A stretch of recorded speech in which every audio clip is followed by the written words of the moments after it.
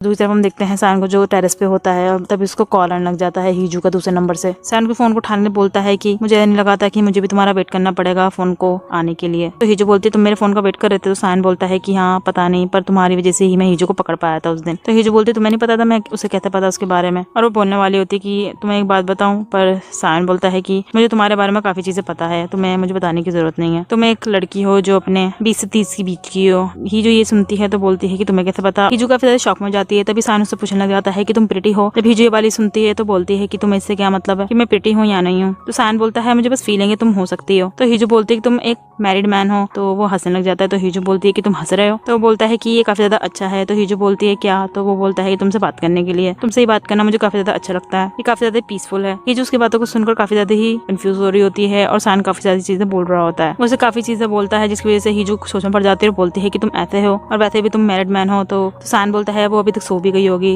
तो हीजू बोलती है कि तो तुम मुझसे इसलिए बात कर रहे हो। तो सायन बोलता है कि हाँ, और वो ये भी बोलता है कि मेरे लिए तुम्हारे पास एक ऑफर है। तो हीजू थोड़ी सी सरप्राइज होती है। तो सायन बोलता है कि तुम मुझे ज्वाइन कर लो, हम उसको दोनों एक साथ पकड़ेंगे। जब हीजू ये वाली बात सुनती है तो वो सोच में पड़ जाती है और सायन बोलता है कि मुझे पता है कि तुम उसके साथ नहीं हो, बस तुम उसका साथ नहीं दे रही हो सकता है कि वो तुम्हें धमकी भी दे रहा हो। और मुझे लगता है कि वही था जिसने हीजू को ऊपर से फेंका था उस दिन। और जब वो उस दिन क्लिफ से गिरी थी तो मुझे काफी ज्यादा ही दर्द हुआ था और मैं चाहता हूँ कि मैं वही रिग्रेट को नहीं करूँ, इसलिए मैं चाहता हूँ कि तुम मेरा साथ और हम दोनों मिलकर उसको पकड़ेंगे और उसको मैं 100 टाइम नहीं, उससे भी ज्यादा ही पेन देना चाहता हूँ। और मुझे जो भी बताना चाहती है उसमें से कुछ भी चीज मत छोड़ना। अगले ही पल हम देखते हैं यूरी को उसके सीनियर दे रहे होते हैं एक रिपोर्ट के बारे में, बोलते हैं कि तुम्हें ये बोलना पड़ेगा, हमें सायन ने दिया है। और हमें पता चलता है कि यूरी न्यूज दे रही होती है। फिर हम हीजू को देखते हैं जो आ रही होती है बाहर से, तभी उसको नजर जाती है टीवी पे और वहाँ पर टीवी पे आ रहा होता है। सब लोग काफी शौक में होते हैं और टीवी में पता चलता है कि वो लोग सीरियल देख रहे होते हैं जिसमें चीटिंग के बारे में दिखाया जाता है। फिर हीजू जब वही चीज को देखती है तो वो सायन को भी याद करती है और उसके कॉन्वर्सेशन के बारे में याद करती है। वहाँ पर लेडीज काफी ज्यादा ही शौक में होती है। तभी वहाँ पर एक न्यूज चैनल लग जाती है जो कि यूरी की होती है और यूरी बता रही होती है उस इंसिडेंट के बारे में और उसमें जो आदमी है उसके कल्प्रिट के अपीयरेंस के बारे में, उसकी सारी चीजों के बारे में। सायन भी उसमें काफी ज्यादा डिटेल दे चुका होता है और सब लोग उसको देख रहे होते हैं। यूरी ये बोलती है कि ये खुद सायन ने दिया है तो हमें देखना चाहिए। और वो अपीयरेंस के बारे में दिखाते हैं हमें कि उसके मास्क है, उसने ये चीजें हैं। और हम फ्लैश में देखते हैं कि हीजू ने ये चीजें सायन को बताई भी होती है। हीजू ये चीजें देख रही होती है तो वो याद भी करती है कि उसने ये चीजें बताई थी। तो ये भी बताते हैं कि वो थोड़ा हकलाते हुए बात करता है और यूरी ये चीजें बता रही होती है। दूसरी तरफ हम देखते हैं सायन से थोड़ी बहुत क्वेश्चनिंग हो रही होती है पुलिस वाले, और पुलिस वाले बोलते हैं कि तुमने पहले क्यों नहीं बताया। तो सायन बोलता है मैं चाहता था कि मैं खुद ही पकड़ूं और इस चीज को सॉल्व कर सकूं, पर मैं इसको कर नहीं पाया, इसलिए मैं यहाँ पर आया हूँ। फिर पुलिस ऑफिसर बोलता है कि तुम्हें लगता है कि ये कोई तुम्हारा दुश्मन है। तो सायन बोलता है कि मुझे ये नहीं पता, बस मुझे ये चीजें पता है कि उसको मेरे बारे में काफी चीजें पता है, जैसे कि मैं कहाँ जाता हूँ, मेरा कंपनी क्या है, मेरी ये चीजें वो चीजें, और मेरे प्राइवेट लाइफ के बारे में भी वो जानता है। और उसने ये भी कहा था कि वो हम हैं। और हम फ्लैश में देखते हैं कि सायन को पता चलता है हीजू से कि वो बोलते हैं कि उसने मुझे बोला था कि ये हम हैं। हीजू ये भी बताती है कि वो काफी ज्यादा ही गुस्सा होता है, वो अपना गुस्सा कंट्रोल भी नहीं कर पाता है। हीजू ये बताती है कि मुझे काफी ज्यादा स्ट्रेंज लगता है कि वो ऐसा है जिसने इतनी सारी चीजें प्लान कर रखी है, जैसे कि हैकिंग करना, कार को, फोन को करना, ये की काफी चीजें ही अलग अलग चीजें हैं। फ्लैशबैक खत्म होने के बाद पुलिस वाले अभी भी उससे क्वेश्चन कर रहे होते हैं और सायन उसको सारी चीजें बता रहा होता है। दूसरी तरफ हम सांगू को देखते हैं जो वही डिटेल्स को देख रहा होता है उसी मैन के बारे में और उसमें ऑड आई के बारे में भी देखता है। दूसरी तरफ हम आदमी को देखते हैं जो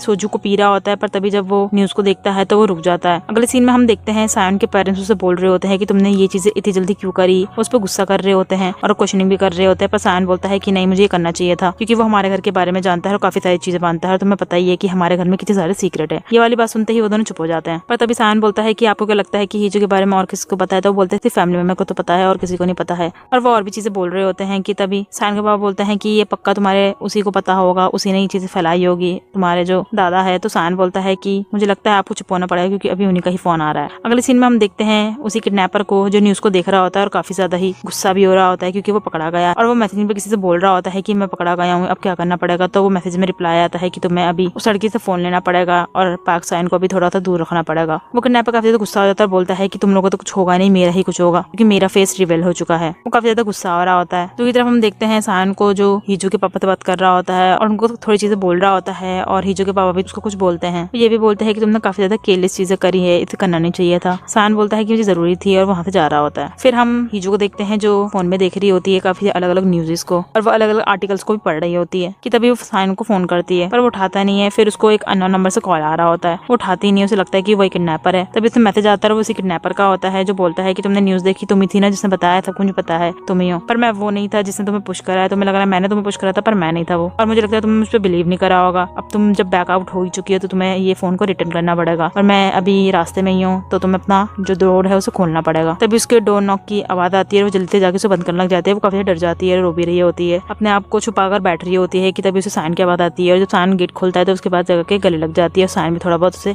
चुप कराने लग जाता है। सायन से पूछने लग जाता है कि क्या हुआ है, तुम ऐसा क्यों कर रही है, और वो अंदर लेके चले आता है। अगले ही पल हम देखते हैं सायन को फोन आता है उसी रिपोर्टर का, ह्योकजिन का। वो बोल रहा होता है कि तुमने ये चीजें क्या कर रखी है, तुम्हें मुझे चीजें बतानी चाहिए थी पहले से ही। तो सायन बोलता है कि ये इतनी जल्दी हो गया, मैं बताया नहीं पाया था। वो और भी कुछ चीजें बोलते हैं। फिर हम सायन को देखते हैं जो हीजू के पास आता है और हीजू सो रही होती है। फिर हीजू बोलती है कि मैं ठीक हूँ। सायन से बोलता है कि कोई आया था जो तुम्हें मिलने के लिए, तो हीजू कुछ बोलती नहीं है। फिर बोलती है कि तुम थोड़े थके हुए से लग रहे हो, तुम्हें सो जाना चाहिए। और हीजू बोलती है कि हाँ तुम्हें भी। सायन जा रहा होता है कि हीजू से रोक लेती है और फिर सायन बोलता है कि अगर तुम्हें डर लग रहा है तो कोई बात नहीं, और वो उसी की बेड में उसको खिसकाकर वहां पर सोने लग जाता है। वो दोनों एक दूसरे को दिलासा दे रहे होते हैं और सो जाते हैं। फिर कुछ देर के बाद हीजू जब देखती कि सायन सो गया तो वो थोड़ा सा चुप चुप के उठ के वहां से जाने लग जाती है उसी फोन को लेकर। और हम देखते हैं सायन जो की जगह हुआ होता है। बार हम हीजू को देखते हैं जो उसी फोन को खोलती है और उस फोन में उसे कुछ दिखता है। पहले तो उसे लगता है कि वो फोन में पता नहीं क्या आ गया है, लाल लाल सा, पर जब वो उसे लाल लाल को थोड़ा सा जूम करती है तो उसे दिखता है कि वो एक सब्सक्राइब का बटन है, और वो और कोई नहीं फ्रेम फिक्शन के सब्सक्राइब का बटन होता है। तो वो जल्दी से उसे दबा देती है और उसमें अलग अलग इंटरेस्टिंग वीडियोस को देखने लग जाती है। तो गाइस हमारे 300 सब्सक्राइबर जल्दी करने के लिए सब्सक्राइब बटन को जल्दी दबाते रहिए। फिर हम हीजू को देखते हैं जो टेरेस पे फोन पे देख रही होती है उसी फोन को, और सायन को कॉल करने लग जाती है। जब वो कॉल करती है तो सायन उठा लेता है और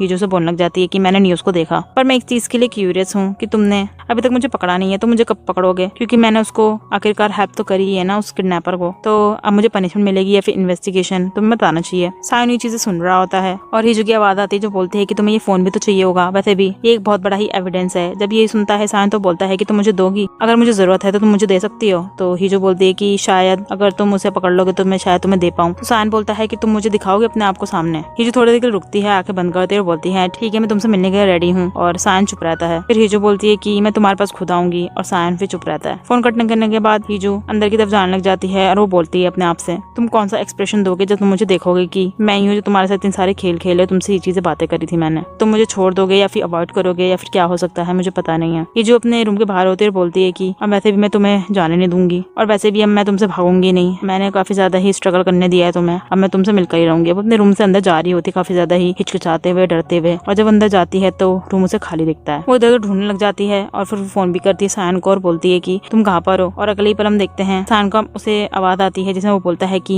मैं तुम्हें जहाँ पर कहूंगा तुम्हें वहाँ पर मिलने आना चाहिए। और अगले ही पल हम देखते हैं हीजू को जो एक जगह पर जाई हुई होती है और फोन पे बात भी कर रही होती है सायन से। वो बोलती है कि तुमने यहाँ पर क्यों बुलाया है। तो सायन बोलता है कि क्यों तुम यहाँ पर पहले आ चुकी हो। तो हीजू बोलती है कि हाँ मैं आई थी यहाँ पर जब ये पहली बार ओपन हुआ था, और वो याद करती है उसी एक्सीडेंट के बारे में, और उस दिन के बाद से ये फॉरबिडन हो गया था हमारे घर पे वर्ड। फिर वो आगे बढ़ रही होती है और सायन से बोलता है कि तुम इस जगह पर मुझे मिलो, और हीजू वहाँ पर चली जाती है। फिर वहाँ पर एक लेडी आती है, उसे बोलती है कि तुम यहाँ पर जाना चाहोगी, और हीजू उस झूले में जाकर उस झूले में झूलने लग जाती है। और वो याद करती है अपने बचपन में कि वो इना के साथ कितना झूला करती थी, और वो काफी ज्यादा खुश थे दोनों के दोनों। वहाँ पर उनका छोटा भाई भी उन्हें हाय कर रहा होता है और हीजू झूले में झूल रही होती है। फ्लैशबैक खत्म होने के बाद हीजू जब झूले से उतर जाती है तो वो दोबारा से कॉल करती है, पूछती है कि अब कहाँ पर आना है। तो सायन बोलता है कि तुम्हें आइसक्रीम खाना है, तुम आइसक्रीम वाली जगह पे जाओ, और आइसक्रीम वाला से आइसक्रीम पकड़ा देता है। जो आइसक्रीम खा रही होती है और उसका बचपन वाला सेल्फ भी आइसक्रीम को खा रहा होता है, वो दोनों बैठे हुए होते हैं। फिर हीजू दोबारा से कॉल करती है और पूछने लग जाती है कि अब कहाँ पर, मैं यहाँ पर वेट कर रही हूँ। तो सायन बोलता है तुम्हें अपने फ्रेंड पे कुछ दिख रहा है। तो हीजू अपने फ्रेंड पे देखने लग जाती है, उसे टावर ऐसा दिखता है, और हम देखते हैं वो जा रही होती है उस टावर पे ही सामने की तरफ। टावर पे पहुंच जाती है तो बोलती है कि मैं यहाँ पर आ चुकी हूँ। तो सायन बोलता है कि हाँ वेट करो वहीं पर ही। हीजू फोन पे भी होती है और बोलती है कि तुम क्या कर रहे हो। तो सायन बोलता है कि मैं तुम्हें रिलैक्स करने के लिए कर रहा हूँ, वैसे भी मैं इस टाइम के लिए काफी ज्यादा ही वेट कर रहा था, तो मैं नहीं चाहूंगा कि तुम मेरे सामने काफी ज्यादा स्टिफ रहो। तो हीजू बोलती है कि तुम ज्यादा ही इतना ज्यादा अपने होप को वो मत करो, बढ़ाओ मत, तुम शायद मुझे देखना भी नहीं चाहते होगे, ये भी नहीं सोचा कि मैं होंगी वो, तुम कॉन्फिडेंट हो कि तुम सरप्राइज नहीं होगे, मुझे लगता है कि तुम शॉक होगे काफी ज्यादा ही, और डिसअपॉइंटेड भी। ये भी हो सकता है कि तुम काफी ज्यादा अकेला महसूस करोगे जब तुम ये देखोगे मुझे। तो सायन बोलता है तुम्हें मेरे बारे में चिंता नहीं करनी चाहिए, पर हीजू वहाँ पर रो रही होती है और बोलती है कि पर मुझे अपने बारे में ही चिंता हो रही है, तुम्हारे बारे में नहीं। सायन बोलता है तुम्हें टेंशन लेने की जरूरत नहीं है, और मैं बिल्कुल भी रिग्रेट नहीं करूंगा, और मैं काफी ज्यादा ही कुछ भी नहीं करूंगा, तुम्हें कुछ भी चीजें देखने की जरूरत नहीं है, और वैसे भी तुम अपने आप को काफी ज्यादा अंडर एस्टिमेट कर लेती हो, ये तुम्हारी बहुत बुरी आदत है। हम देखते हैं हीजू को जो